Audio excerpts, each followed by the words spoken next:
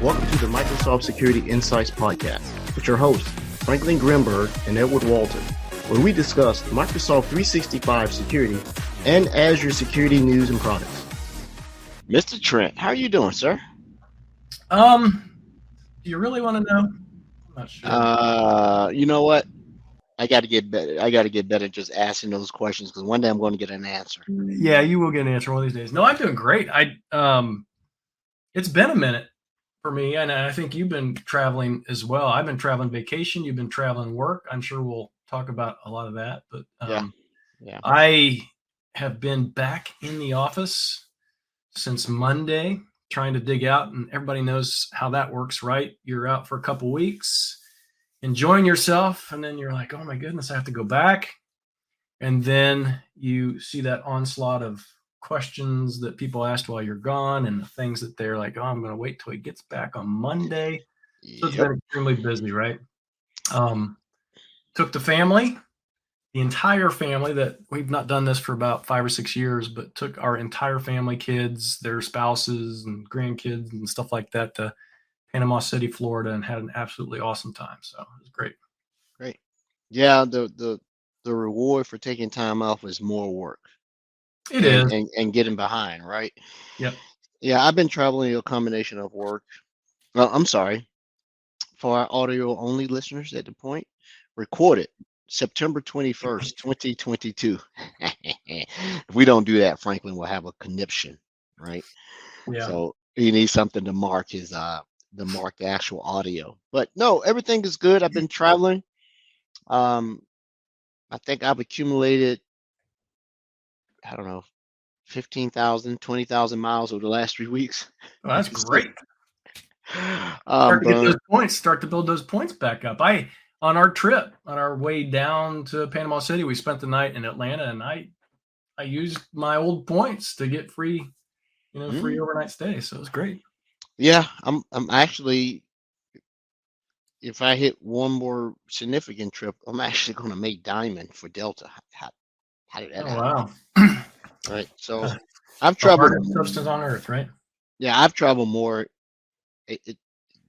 I've traveled at least every other month this year. So, That's and I got some more travel booked for October, and now that I know November, late November, early December, and then obviously we're going to travel for the holidays, right? Yeah, we'll do that. And this is all business or a little of both? Both. All right. So I started with gallivanting. I was over in Europe. I was in London. This is before the Queen passed. It was during the same week that they chose a new prime minister, PM Truss. And so it was sort of crowded in London at the time. They had Parliament and all that other stuff blocked off because of that. And then I came home and had to go to an event in Nashville like 2 days after getting home over the Labor Day weekend. I was up in Nashville for a week. And then I came home, dropped suitcases, and was in Redmond all of last week at an offsite and training. So a little bit burned. The time difference stuff. I don't have my travel legs up under me just yet. Yeah. Did you learn anything in that offsite? I did. This was primarily around the finalization of the acquisition of RiskIQ. Oh, awesome. So the company acquisition was final, but this was the finality of solidifying what the incubation would look like to bring them in. And so RiskIQ had 2 products or 2 offerings, and now they've been translated into what they're going to look like in Microsoft. So one of them is called Microsoft Defender for Threat Intelligence, and then the other piece was their EASM portion of it. So 2 distinct and primary offerings by virtue of the acquisition. I'll tell you what, though, the best 2 presentations were given by Ann Johnson. Oh, that was awesome. Oh, she gave us huge insights. Nothing we can talk about on the show. Yeah. But she gave a very thorough breakdown on how Microsoft operates from a security offering company. So the decision making on whether to partner with another security vendor, build it yourself, or acquire.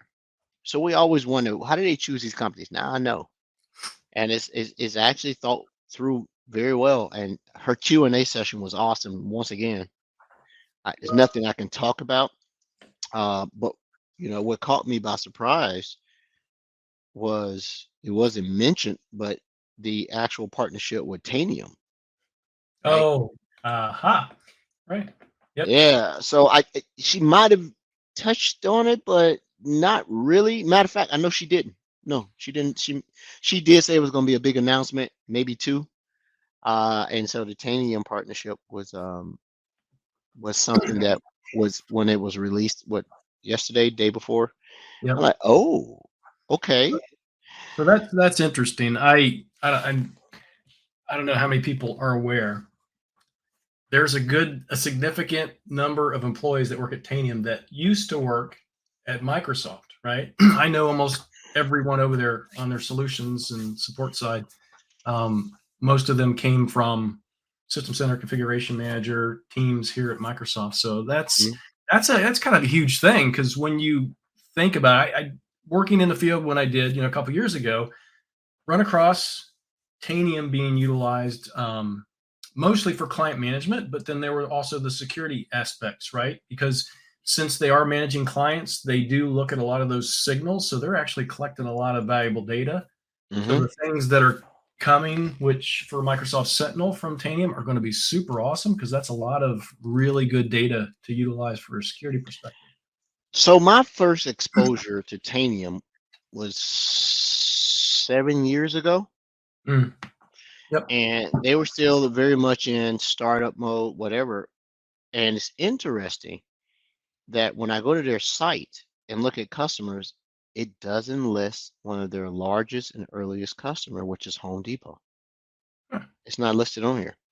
I don't know why. I didn't directly lead that project, but I had to work with the engineers who were trying to get it deployed. So that was my first exposure to it. Now, I wasn't at Microsoft at the time, so a lot of the people that are part of the Tanium team, I would have known anyway, right? Unless I knew them personally. And we actually have them slotted, the Tanium folks, to come on. Was it October 5th, I think, for this show, Microsoft Security Insights show. So we'll be able to talk a little bit more about it. And I think they're actually going to demo the solution for Microsoft Sentinel. So that's going to be cool.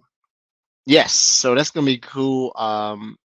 Maybe I can, finagle an NFR to put it in our, Security Insights lab so we can showcase it.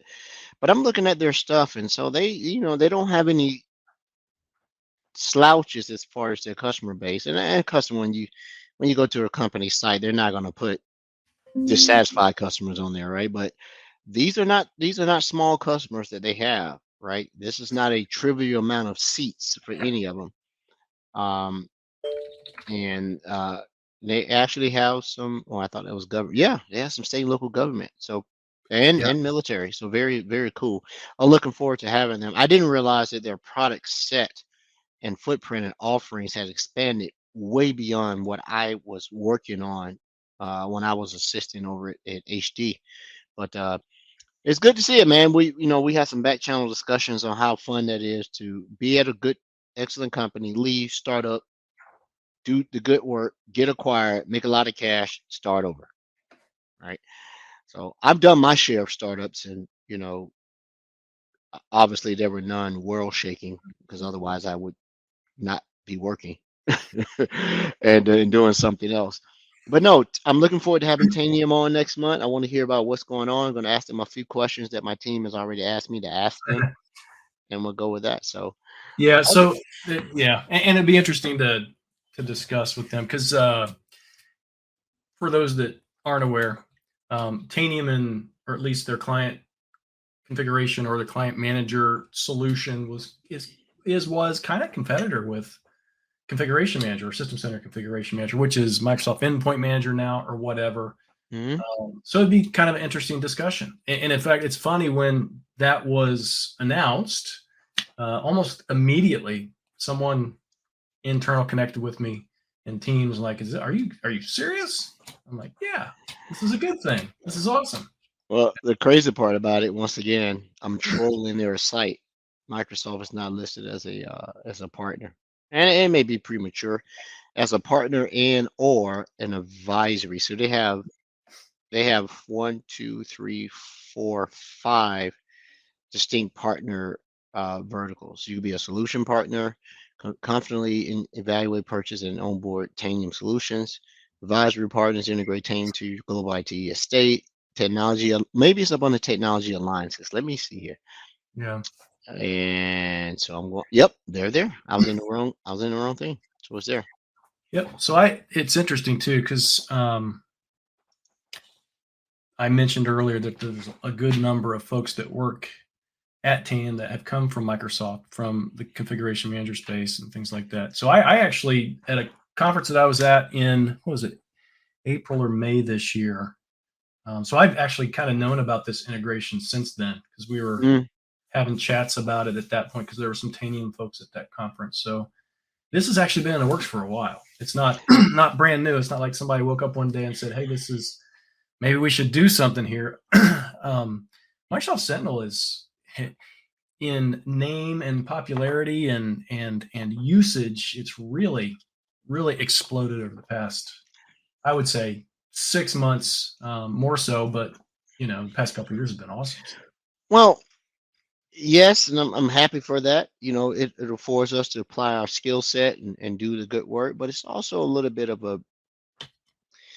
angst, because we're growing in such a pace that we're putting out product that a lot of times the correct support mechanisms or information mechanisms are not in place. Case in point, Yep. I got pulled into hey, we want to use SAP on Sentinel. I'm like, okay, short of the solution and the content hub and the direct connector, that was as deep as I could talk about it. I'm not an SAP or CRM or ERP type of person. Yeah. And so we eventually found some engineering to come in and talk about it. But here's the thing about it. When we're getting these solutions out, the connectivity to the solutions are not hard. It is use case validation and realization. And if you want to go technical, did anyone write any parsers that are of value to be able to do stuff? And did anybody evaluate use cases in regards to ingesting that data? Yeah. And so I don't know if you ever set up SAP. We did it last week. Well, we being a stretch. I was looking over Ren's shoulder and Umesh, and like, dude, I haven't touched SUSE Linux. I didn't know SUSE Linux was set out. That is what SAP runs on. That's the distro. So you have to deploy it. If you deploy it in Azure, and we're going to have Ren on. We almost got the lab together to do a demo, but it is deploying containers.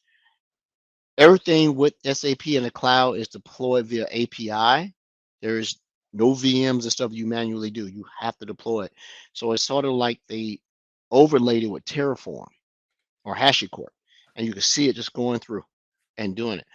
And so we're trying to define use cases, and when we have a viable lab, I'm going to get Ren back on and myself, and we're just going to show about it, because I'm starting to hear more about it. But my thing was, sure, I can get the connector to work, but I couldn't tell you what's used for data and what's not used for data. Right. Well, and you mentioned something that's really kind of a pain point as well. Not just creating these things, it's maintaining these things. You create a parser today, someone on some team within Microsoft, or maybe it's a customer that submits a parser for whatever solution they want to connect to Microsoft Sentinel, those log files. 6 months from now, that data, that schema for that data might actually change, and that parser needs to be updated, but nobody knows. Mm-hmm. It's kind of like we talk about DevOps. Everybody just absolutely loves DevOps. DevOps is great. The CI/CD pipeline, but unless that pipeline is being everything, all the code as part of that is being maintained, then you're going to have issue situations where that parser just doesn't work anymore. Yeah, I've run into that. You've heard my gripes about, ZPA and a few others, and still no resolution about who owns it and who's doing what with it. Well, the unfortunate thing is we have everything runs through our GitHub repository, right? But our customers are reluctant, I think, sometimes to report those things on the official Microsoft GitHub repository because maybe there's a stigma where, this is the official Microsoft repository. Maybe I shouldn't, report this stuff here, but everybody absolutely should. That's what that is designed for, right? So, well, they need to be encouraged to do it too, right? Yeah. So if you go into it, you can see a leaderboard about who's contributing to work, and I don't think it has enough pride factor to it to say, hey, I've contributed these many comments, I've done these updates, I've done these things, I've written to it. Not just the connector that was already previously written, but for anything new that's being submitted for content and for use. So, but that's a totally other thing. I've submitted my feedback to the engineering, like someone has to care and nurture this thing. If this is the method you're going to go to deploying these solutions because you want to get away from the OEM and closed code repository and be more of an open source, you have to nurture open source because it's best effort a lot of times, excuse me. And when you rely on best effort or time available, you find yourself in a situation where the product is not being showcased in its best light because of splinter things around it. But anyway, enough on that. We're gonna have I definitely want to have a topic, if it's not this year, to talk about how do you maintain a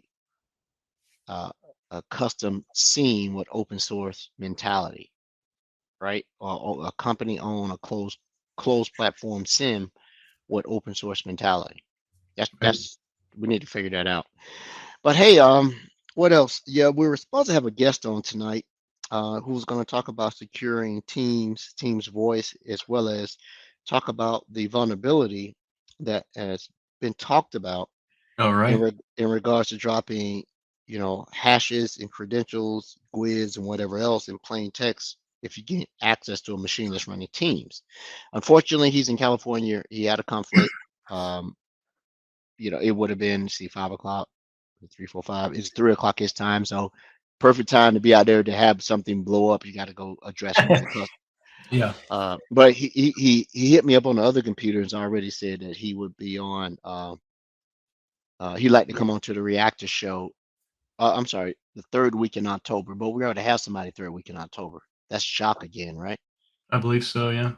Yeah. So I'll push him out. I get him squared away. So it looked like we're booked out for remainder of September as well as almost all of October. Yeah. We got it. And then I have at least 3 partners who pinged me today. So they definitely want to come on. Big shout out to my friend Caleb Fritius. He's over at Blue Voyant. I trained his company years ago. So he wants to come on. Critical Start happened to be over here in the conversation. So they want to come on. Awesome. And a couple of more are like, all right, so we may have a partner month. I think, hey, that might be a trend. Have a partner month in November. I have a few others I think that would appreciate the opportunity as well. I've worked with both Blue Voyant and Critical Start, but there's a few others that are part of MISA, right? I'd like to get Open Systems on / they used to be called Born in the Cloud. Knew the owner and creator of Born in the Cloud personally. I'd like to see how he's doing with acquisition. I'd like to get on Ascent, which is actually pretty good. And so I'm going through something where I'm putting together like a heat map and matrix of partners, their capabilities, their verified deployments and stuff like that. But I think, man, maybe you and I get together and if not November, half of November, half of December, because we're going to be a holiday routine, we just have a whole partner focused thing. Come on, and then we'll let, friend of the show close out. We'll because Red Canary is not going to allow them to come back on and not have the last word. That's not going to happen. They're going to I need a new T-shirt. Yeah, I need a new T-shirt too. So I did get a new T-shirt while I was in Redmond all last week. that was really cool with a new Ninja Cat, but I left it.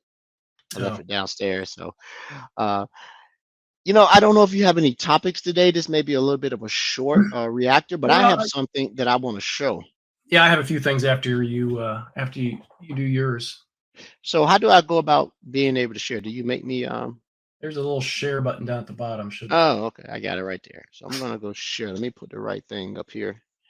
Do, do, do, do, do. So this came up, and me loving share screen. Got it. Which screen that it wants me to show? I'm gonna show that one. Share. So you can see my screen. Let me know. Well, I can see it now, so I know I'm showing, right? there And you go. I got double pictures. So one of the things that's coming up, customers are looking at as they go through a zero trust evolution or initiative, is that the they're getting the ideal of controlling identity as maybe the cornerstone of it, right? I control that identity, and what I mean by that is control means secure to me. I'm going to control the identity, all aspects of it. So that's including, multi-factor access, your authentication mechanism, even in multi-factor. That tends to be something that you really got to look at now, especially with attacks using MFA exhaustion technique or spamming.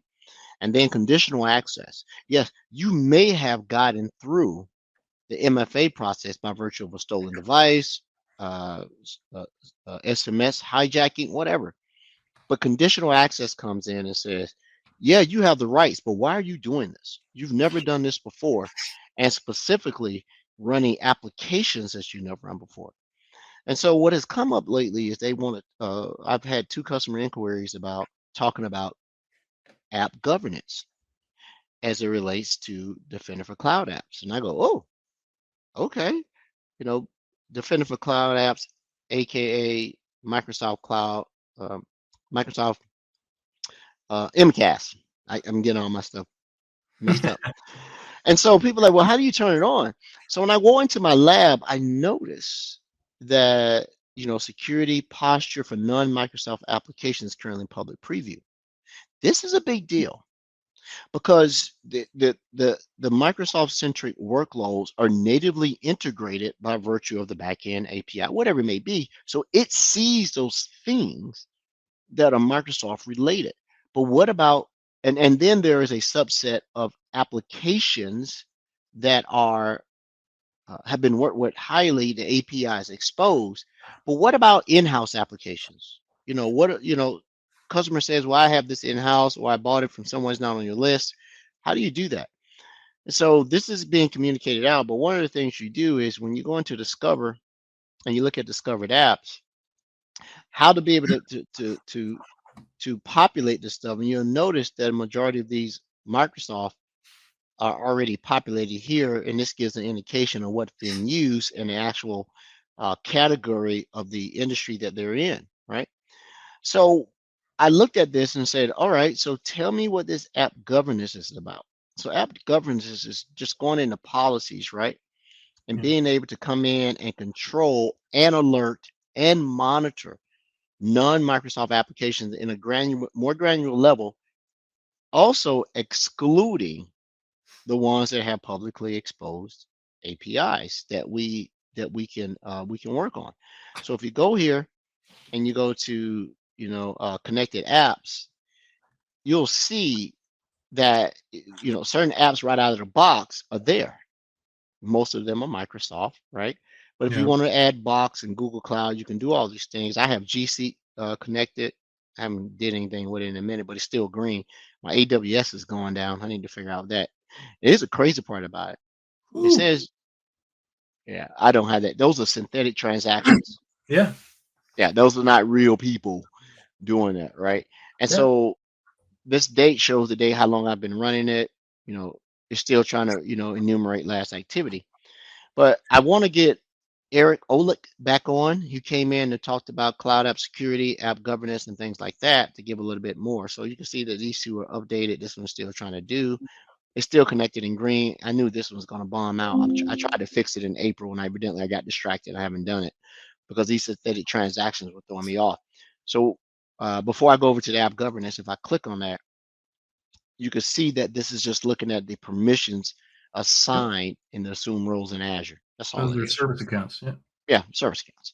Yep. So if I go to Cloud App Catalog, these are the things that they're trying to bring in to allow you to do non-Microsoft centric data governance.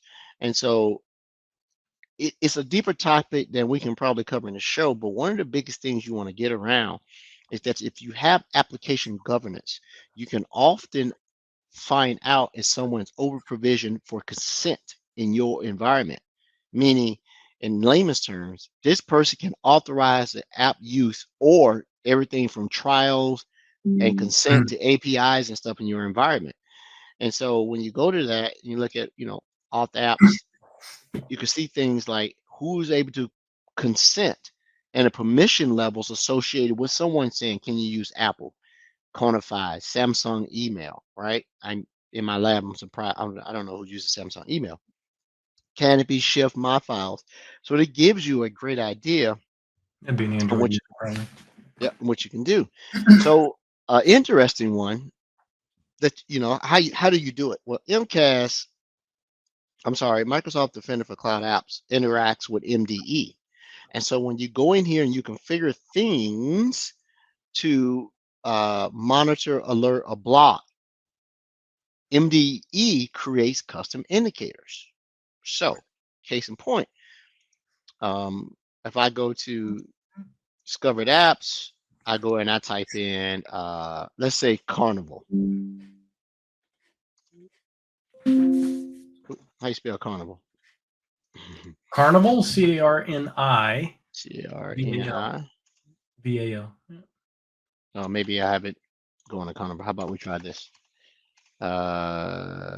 What's another app that let's just say TikTok, even though I don't use TikTok. Maybe it's in my house. Okay, TikTok, somebody's used it in my house.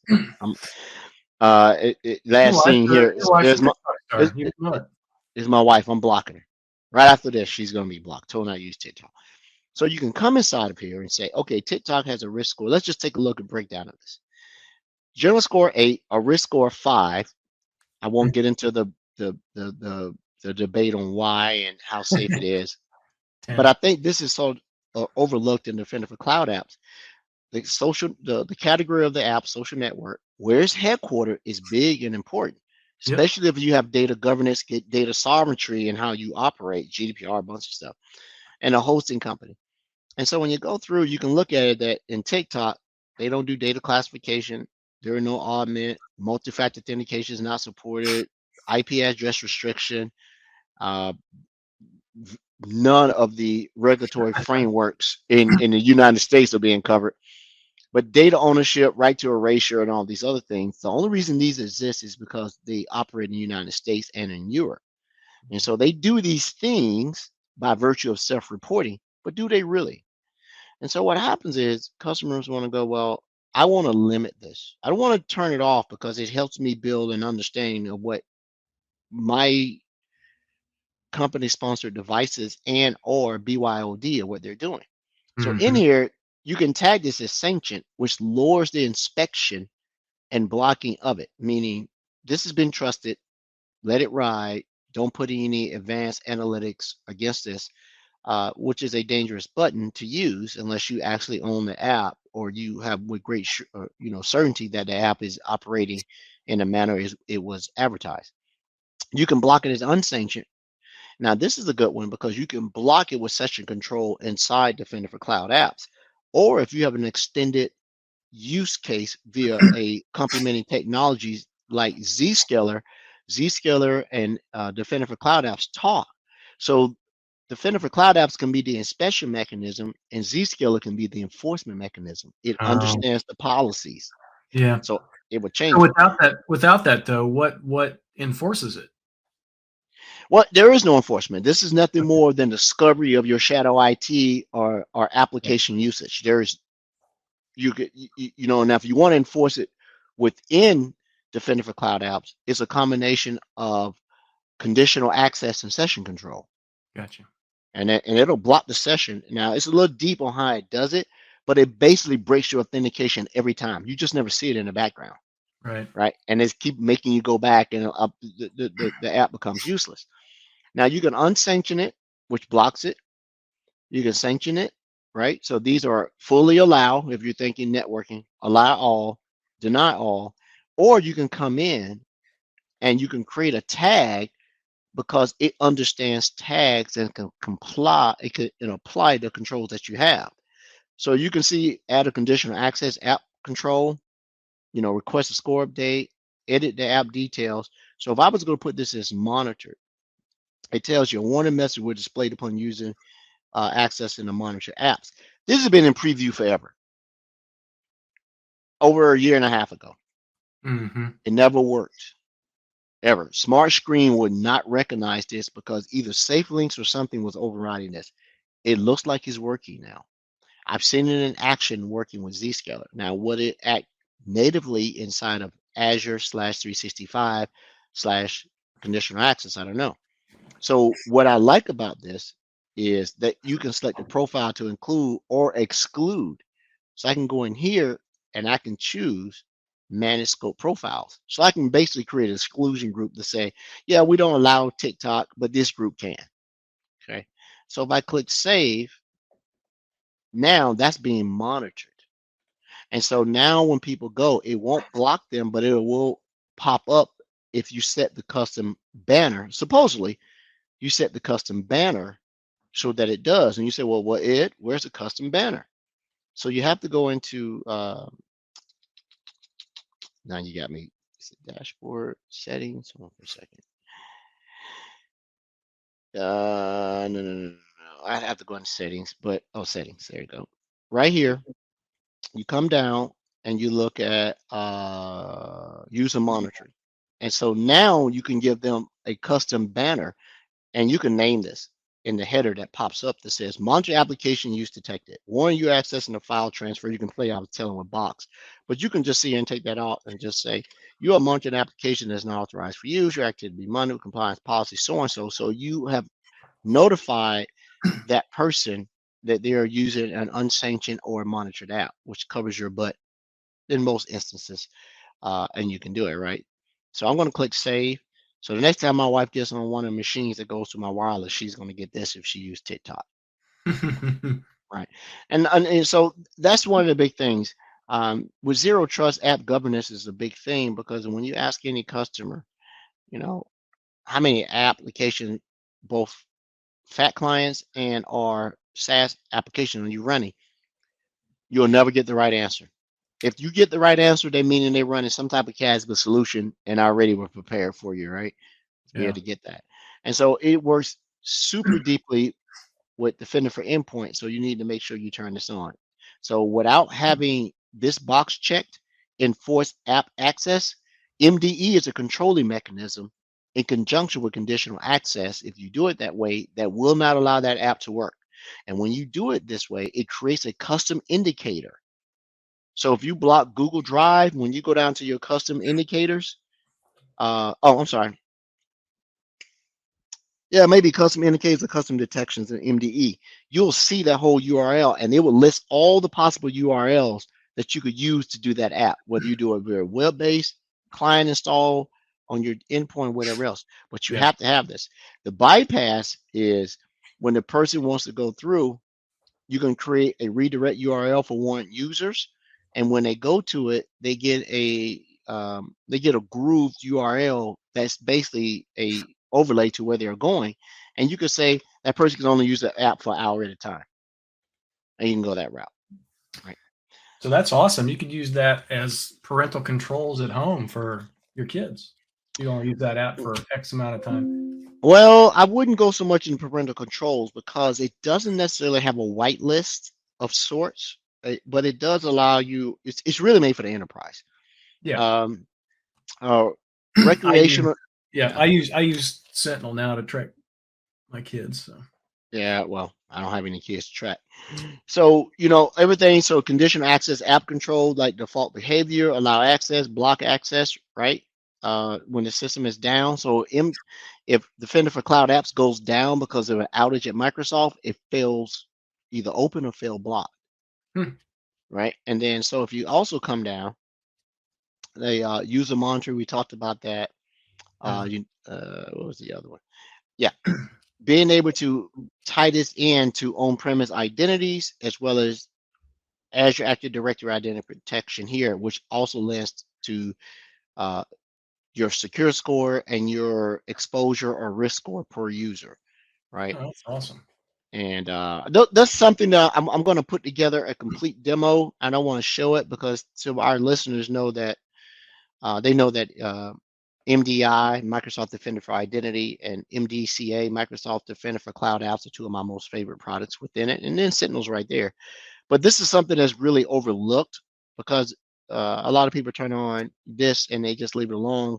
And when they do come in here, they just like to look at what type of apps are being used, webmail, IT services, and such. You get a breakdown of actual ones. You can see in my lab what I've been using.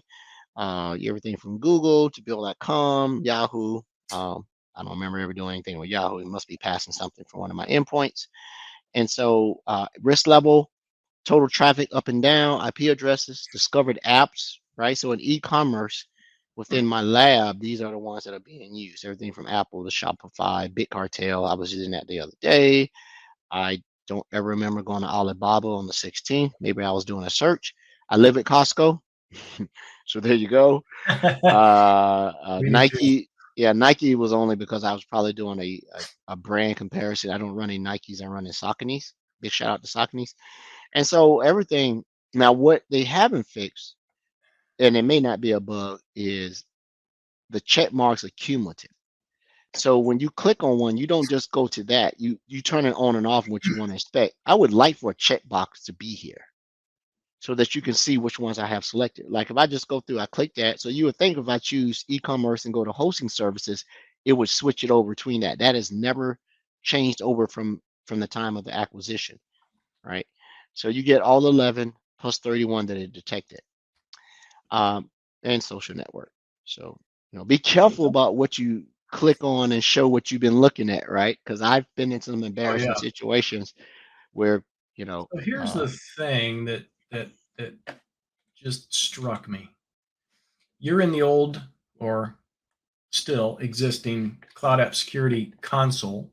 Mm-hmm. We recently announced that Cloud App Security is integrated in security.microsoft.com, but I didn't think until now to go look, but there is quite a difference in the full console versus what's available at security.microsoft.com.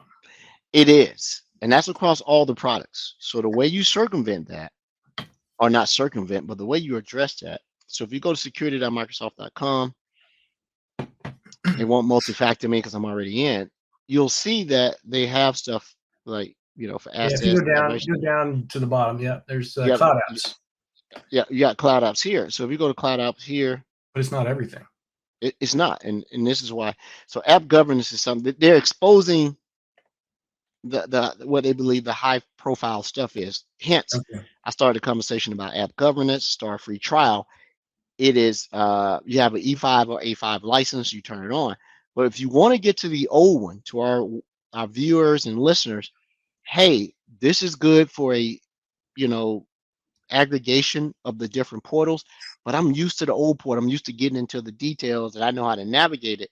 You have to go to settings, and then you have to go into Cloud App Security is not in there. Oh, I thought it was in here. Let me see. It's not.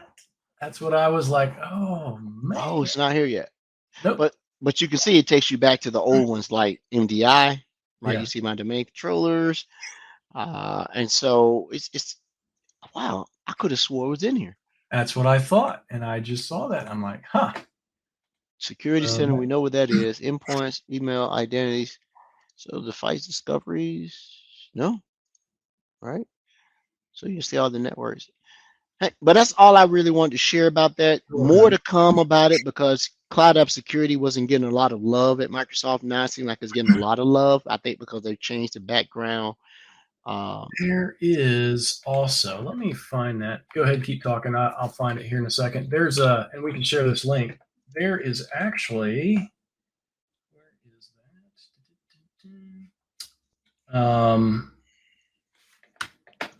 that? Defender for Cloud App product group is starting to plan their next roadmap, and there is let me grab this link. I'll And pop it in here so Alexia can share it. yeah, and one of the other things that I like is like in the cloud discovery, don't underestimate devices. This is super helpful about understanding what your devices are doing. If you start to see a huge amount of upload, it should alert you, but if it doesn't, because there is a policy that looks at data exfiltration from a machine that has not had atypical high uploads, you may want to take a look because that could be a precursor to ransomware. Copy everything off, then I ransomware you, especially when you can tie this to users in your environment, right? So yeah, definitely looking for a show. I'm gonna probably get one of the MCAS/MDCA individuals from Microsoft to come on so you can get deeper into this. But you can notice that the data ingestion points could be two ways. You could do it Windows 10 endpoints where MDE is feeding all the telemetry from the endpoints, or you could do log ingestion by setting up a Docker container in Azure. Then basically a SIM of a sort, right? You point to it by creating a log collector and you'll be able to go do it. I used to do it years ago. I don't even think you can run it on premise anymore. They prefer that you run it in a Docker Linux instance in Azure or somebody. I did test it on being able to run it in another cloud, and it does work. I had to help Brody with something, get some Palo Alto stuff in. So, but I'm gonna stop there, and I'm gonna let you talk, sir. Well, I appreciate that. No, that was super interesting. You highlighted some things that I didn't know, but also I thought a little discrepancy in that console. That's interesting. I have to go back through myself and figure out what the differences are. So Alexia posted that link while you were talking about the Defender for Cloud Apps. The Defender for Cloud Apps team at Microsoft, they have a list of a set of features that they're wanting to solidify for the roadmap for the next quarter. And literally, if you go to that link that's been supplied, and we'll include that in the show notes too for the audio listeners, you can actually go out there and vote on the features you think should come first, right? So that's pretty cool. And it's that time of year when a lot of our product groups are doing that. They're going to the customers and saying, hey, here's the things that other customers have asked us for. We need help prioritizing. So I would just suggest to anyone that wants to do that, it's actually a cool thing to be part of that decision-making process. It's actually kind of cool to vote for something and actually see it show up, right? And make sure that it's prioritized. Because if you go out and look at our feedback mechanisms, there's lists, hundreds of items long. Customers are always asking for things. It's nice to make sure they prioritize to get some things in there. In fact, at Microsoft, we're in this week of our internal hackathon, and there's a lot of cool things coming out of that. In fact, I'm on one of the teams for something kind of cool. Hopefully I'll be able to share that a little bit later, some additional capability for Microsoft Sentinel. The things I actually really did want to kind of highlight tonight, and we can talk about a couple of these. I think Ed, you probably have some ideas around a couple of these things. Microsoft Ignite is coming up, right? Next month. Don't shake your head. Microsoft Ignite is coming up next month. And in fact, let me grab that real quick. Ignite registration is open. This is a hybrid event, right? I'm posting that so Alexia can post that to everyone. Yeah, to my viewers that saw me shaking my head, it's not because I don't believe it's important. It's because I'm mad I can't go. Yeah. Well, and that kind of plays into what you talked about earlier. Ed is like traveling for business all over the place. That's awesome. In the role that he's in, a lot of Microsoft, we are restricted from travel budget, right? We can't do a lot of traveling. Even my team, I'm participating in Ignite, but I'm doing so remotely with a couple sessions, right? So we couldn't even get on site for that, but that's okay. It's a hybrid event. There's going to be a lot of remote attendance. There's going to be, I forget the actual number that's going to be in person, but it's in Redmond, and it's very near our conference center. They're in Redmond if people know where that's located at. So the in-person stuff. So that's going to be pretty nice.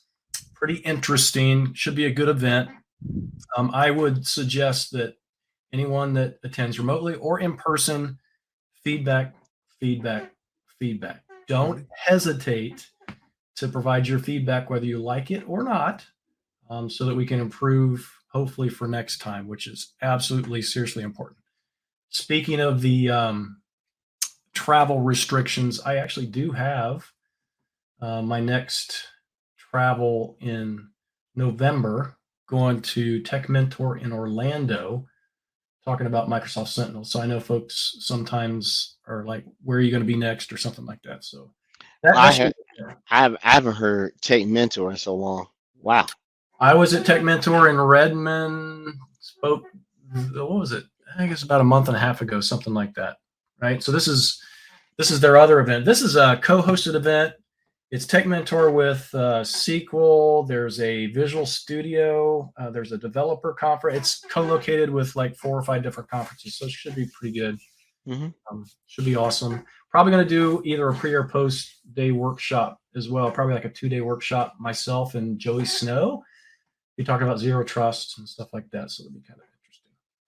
Yeah. If I had opportunity to go, I would. I always like going to customer facing shows more than strictly Microsoft internal of such, like Ready. Yeah. Because the customers will tell you what's in the wild, as well as a lot of the MVPs go to Ignite. Yeah. And you get secret stuff. And I always win. A lot of MVPs speak at Ignite. And there will be a lot of MVPs speaking at Ignite this year as well. Yeah, for sure. Yeah. Who knows? I don't know. I just did 5 days in Redmond. I'm burned. That time difference. I could take a nap right now, and I've been home since, the weekend. But no, good stuff. I don't. You know what? We never talked about Brody and Franklin. Let's pivot. Where's Brody and Franklin today? You know what? This is the first show. Yeah. This is the first show. It's just be me and you. It's me and you every day. This is just the first time on the show. Oh, well, yeah. Well, I've been sort of ghost. I've been actually doing real work and sitting down and trying to do some stuff and studying for something I think I want to try to achieve in the fall. So, good stuff, man. Didn't Brody say he's on an island somewhere? Roland's always on an island. Yeah, on an island by himself. And Frank said, I have a meeting at 5. Go ahead and start without me. I'll be there later. He meant when Franklin says later, what, 5:59? And he comes in. He's been busy too. I called him and actually I talked to Frank last week because we did the podcast. I did it from Redmond. We had Michael Lloyd on to come in and talk about ESAM, security and compliance, and what it really means as it evolves, especially around how it relates to agency, commercial versus GCC. So he's going to come back on. He's new enrolled, GBB, super nice guy. Been in Microsoft 19 plus years, a little bit. He's deep. And he's one of the people that Franklin actually, really enjoyed the show because he can talk compliance from a data side and infrastructure side. That was the highlight of it. He wants to come back on and talk a little bit deeper. Like compliance is not just the data and identities.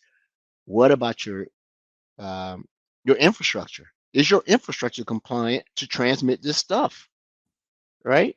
Yeah. So yeah, you're encrypting it, you're doing this, but in certain industries that is not enough. Like think of financial, think of the SWIFT network, right? It would be catastrophic if someone was able to actually compromise the SWIFT network for interbank transmissions, right? And they're super locked down. So not only are you encapsulating it and encrypting it, you also put it over a very secure private, transmission medium. So I want to get him back on, give him a little while to get his feet up under him. He's new in role, but he definitely wants to come back on and talk. That's awesome.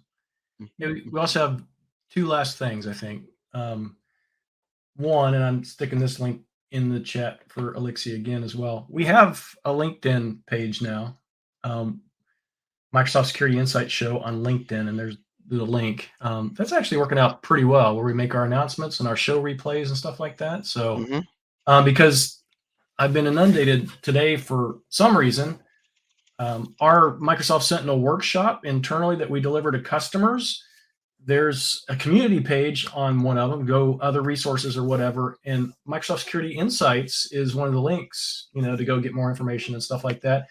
But the Microsoft Security Insights.com today is being blocked by Smart Screen in Microsoft Edge. And I just went there. So let me share this one more time with our listeners and stuff. So don't be alarmed. Let me share my screen one more time here. Share screen. Do this. All right. Share. So when you can see that, let me know. Yep, there it is. So what is happening is when you go to the Microsoft Security Insights there, you notice you're not getting a certificate error. Our certificates are valid. We're hosted. Some reason this is flagging at Microsoft and Edge, right? And so if you wanted to go, you just go more information, and you can report this site doesn't contain phishing threats, which you and I talked about. If you click on this, I actually never done this before. You can report in and say, this is a good site. I think the website is safe. I'm the owner represent. I did this piece. I'm the owner representative of this website. I can report on incorrect warning about it. Put your username, email address. So anytime this comes up, but I want to make sure that our listeners and viewers know our site has not been compromised. We're not redirecting you. We're not spamming you. We're not phishing you. We're not whatever. And if any of our listeners are seeing this or hearing this, don't just, let me go back one. Don't just click on continue to unsafe site, not recommended. Take a little bit of time to go in and report the site is good, which will help us get off whatever bad list that we're on. But if you go to another browser, let's say your favorite browser, which is Vidali, maybe. Hold on for a second here. Let's go to Brave. So if I go to, well, which one was I in? Was I in Brave? Netscape. Try that one. Yeah, I got Netscape. I got an OCD somewhere. All right, let me just grab one of these windows over here. How about that? And so this is in Brave Terminal. So if I go to the same site, Microsoft Security Insights, I'm good to go. Yeah. For some reason, Edge is flagging that, and so it's the contact. They sent me an email a little bit ago. They're going to fix it, but if you click on the contact link on top, that's literally what they have dinged us for, is because we request contact information when people want to contact us. So it's kind of funny. Okay. It's a privacy thing, which is kind of ridiculous, but that's okay. I get it. Well, we got capture in here to make sure, Yeah. I did not know that. Okay. Makes sense. Yeah. People can connect with us in any 1,000 number of ways these days. So that page is probably not necessary anymore. So, you know what I didn't try though? Let's try this. If I go here, private window, still does it. Okay. Oh yeah. Yeah. Last thing I have, because we're on Reactor, we usually highlight at least one doc or learn module. Mm-hmm. This time I'm not going to actually highlight a specific module, but instead supply a link talking about the new Microsoft rebranding. Everything that used to be docs.microsoft.com is now learn.microsoft.com. So even our product docs, our learn modules, everything is now being redirected to this new subdomain. The blog post talks about why this rebranding is important, which I absolutely believe, because a lot of our customers are looking for educational information, right? And our Learn brand has really kind of bloomed. A lot of people utilize that for certifications, for learning, for the different certification paths and things like that. So it makes a lot of sense. Microsoft Learn is really up their chops. Yeah. I was never a big fan of trying to do learning, going through each doc, doing the sample test and everything. But it is very well formatted. It flows. It flows so that you could go to module 8 and make sense of it, but it would still give you enough information to say, hey, you need to go back to module 7 and 6 because they build upon this for your learning. Now, if you already passed those two, each module can stand up on its own, right? And so that Microsoft Learn, for those who are not using it, it's the best free thing going. You really got to take advantage of it and use that to track your progress. Yeah, and then the reference links, like when you go through Learn, most of them have the ability to go to the left-hand side, and if there's a PDF associated with it, you can just download the entire PDF. So if you're offline, you can work, right? Just like Docs. Yeah. But, good stuff. So Microsoft Learn, to everybody's out there, got to do Microsoft Learn. It's good stuff. Yeah, Microsoft Learn, and the thing you said, it's free, right? Good friends of ours, good friends of the show, Yuri, Sarah, Mark Simos, they've written a book. I put the link in there that Alexia can share, but it's pre-order in February. It's the exam reference for SC100, but we have all that stuff on Learn, right? There are people absolutely that still absolutely desire a printed copy of something. And in fact, that Must Learn KQL book that is on Amazon, right? It's free. It's free from the GitHub repository, but that thing still sells well, like 3 or 4 months in. It's pretty amazing. People just really want a hard copy of something. So I like paper. I like touching the book. I got a bookshelf over there. I go through. It's to me, it reminds me of my history.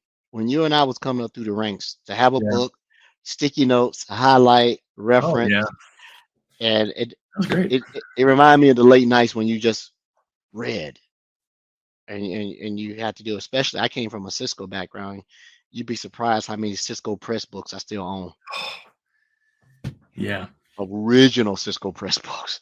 I have the iOS 11.2